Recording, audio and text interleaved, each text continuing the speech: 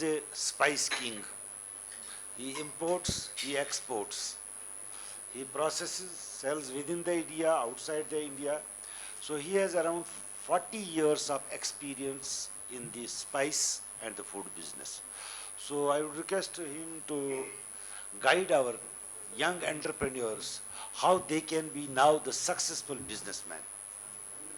Because he will give his own practical examples how now our many innovators, many startups are ready, but they need your guidance to come up as a big businessman. Rashid, now it's your turn. और मुझे बहुत खुशी है आज कि ये जो बच्चे लोगों को मैं बता रहा हूँ, इस हाल में हम अक्सर मिलते हैं, लेकिन आज जो इस 2 दिन के इस वर्कशॉप का जो टाइटल है अबाउट एंटरप्रेन्योरशिप स्किल्स, तो हमने यूनिवर्सिटी की तरफ से कोशिश करी है कि that we bring a mix of everyone. And Dr. Siddiqui was just communicating you the vision of the university, where we want to just land tomorrow. And it was also very important that if we want to just motivate you, we need to have a successful businessman of the valley here, whom you could just listen to and communicate one-to-one. And today we have Mr.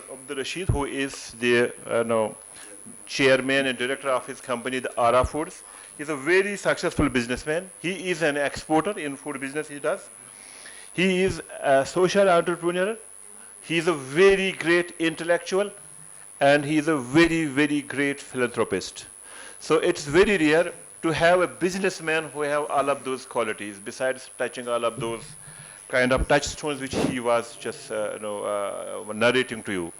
So we are very proud to have Mr. Abdul Rashid, who is on the board of management of this university. When this university would decide which way we want to just go tomorrow and how do we shape this university, we have an apex body, a regulatory body, we call it board of management, and there are, जैसे किसी company में बोलते हैं board of directors.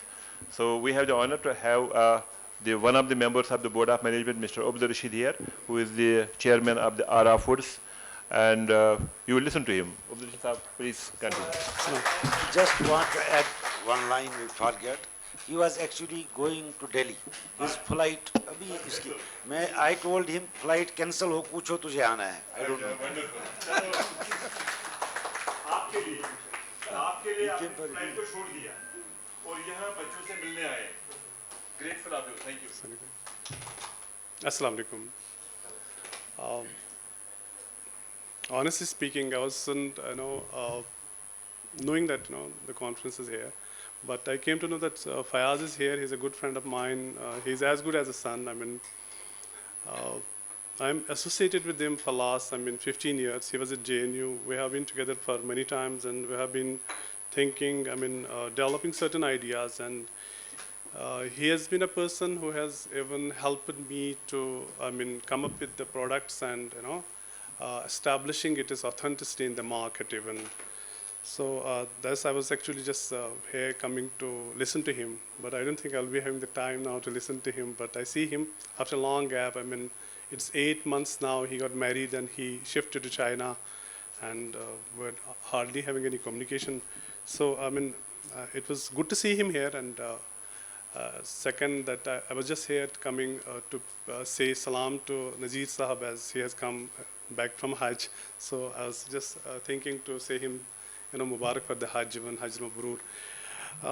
In fact, Siddiqui Sahab was actually just, telling you details pertaining to becoming a successful entrepreneur.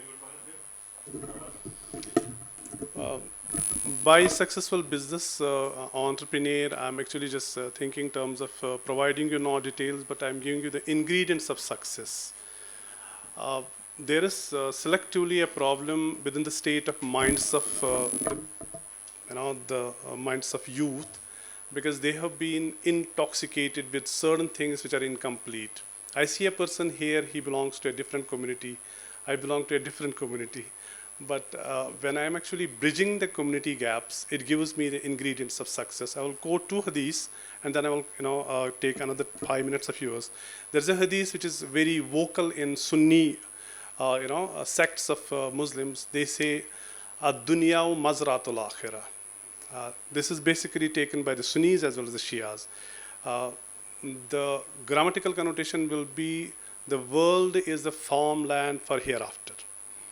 It's taking the Sunnis as well as Shias. But up to until I was unable to understand that in the event of things they say ad-dunya wa mazratul akhirah. They say ad-dunya and jeeb hakalab. I mean they say the dunya is like something who is after it and he is a dog.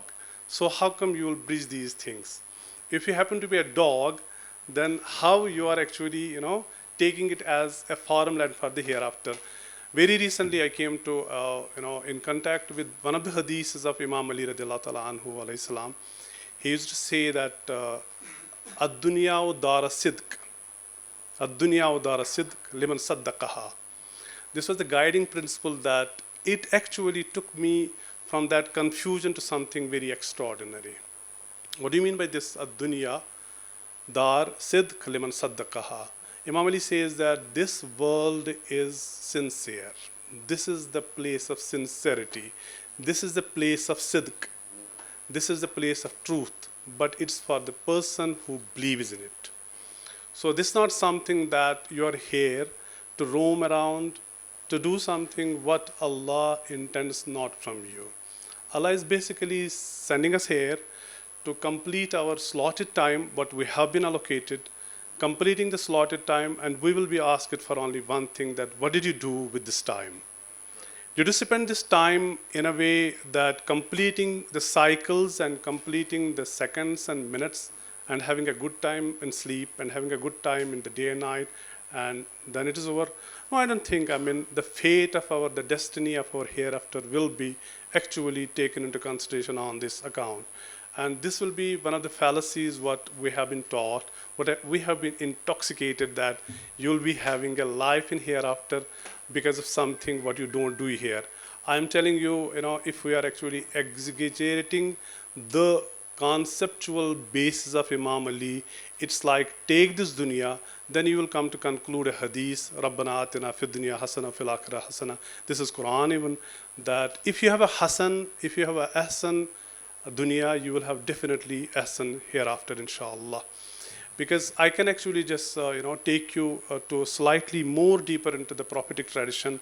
There was one beautiful hadith, we call it hadith Jibreel. Rasulullah sallallahu alaihi wasallam was asked by Jibreel, that what is hasan, what is ahsan? By ahsan I mean ahsan ibadah. The Prophet of Allah said the ahsan ibadah is you see Allah. The ahsan ibadat, it's you see Allah. And slightly, if you are actually not seeing the Allah, take into consideration Allah is seeing you. But I see Prophet of Allah came to us to make us understand the unimaginably imaginable deity, the unimaginably imaginable deity, which is the concept of the Prophet of Allah. Prophet of Allah didn't come us to give us Sharia, it was already there. The Jews have a good time in jurisprudence. You cannot imagine, you cannot expect the jurisprudence expertise of Jews. I can tell you, if you come into contact with a rabbi, you will forget about any Molvi or something like that who has an expertise in theology or anything. I have been into theology, but let us move it forward. We have 3 stations in any successful entrepreneurship. The first point will be self-perception. The self-perception is very important. In self-perception, you need to know that you are in the center of the world. You are everything. It's only you who can change this world. It's only you that Allah has created this universe. Take into consideration that Allah has created this universe for you only. By you, I mean individual capacity and the characteristics of the person you are. So by the time you understand it's me, everything has been shouldered on my shoulders. Every responsibility I carry. And you will have to roam around this self. You will have to see that it's me only, I can do, nobody else has a capacity and capability to do anything. So self-perception will be extraordinarily, for you, whosoever is intending to venture into getting into entrepreneurship and trying to come to know that I need to do something. And because of you, that you have something extraordinary than us, as we know, we are as good as nothing. Because we came and we were thrown into business and we were not knowing that what we have to do. We experienced it because of going through the businesses. You are having an experience first, then you are actually tending to go into a business. For us, it was not a choice. It was basically the family business and we opted it, then we actually carried it forward. For you, it is very easy because you have the experience, you have the expertise of everything. Whatever you intend to, you have there.